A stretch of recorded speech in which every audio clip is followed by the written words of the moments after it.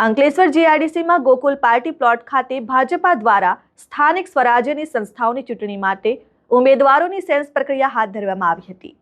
અંકલેશ્વરમાં આવનારી સ્થાનિક સ્વરાજ્યની સંસ્થાઓની ચૂંટણીને લઈને રાજકીય ચહલપહલ તેજ બની છે। ખાસ કરીને ભારતીય જનતા પાર્ટી દ્વારા ઉમેદવારોની પસંદગી માટેની પ્રક્રિયા જોરશોરથી શરૂ કરવામાં આવી છે।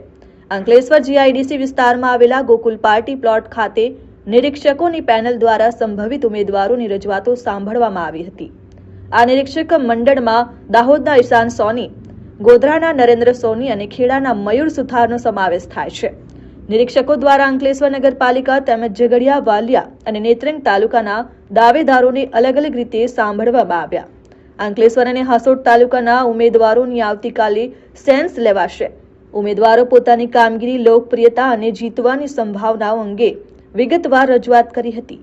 નિરીક્ષકો દ્વારા તમામ દાવેદારોના નામો અને અભિપ્રાયો પ્રદેશ કક્ષાએ મોકલવામાં આવશે, જેના આધારે અંતિમ ઉમેદવારોની પસંદગી કરવામાં આવશે। ચૂંટણીના બ્યુગલ ફૂંકાઈ રહ્યા છે અને આજે અમારા પ્રદેશમાંથી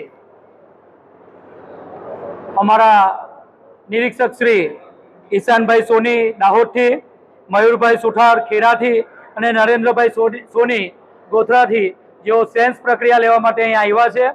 આજે જણાવતા ખૂબ આનંદ અને હર્ષોલ્લાસ સાથે આપના માધ્યમથી જણાવીએ છીએ કે આજે સેન્સની પ્રક્રિયા ચાલુ છે અને એમાં સૌ પ્રથમ ઝઘડિયા મંડળ, ત્યારબાદ નેત્રંગ, વાલિયા અને અંકલેશ્વર શહેરની આજે સેન્સ પ્રક્રિયા રાખેલ છે।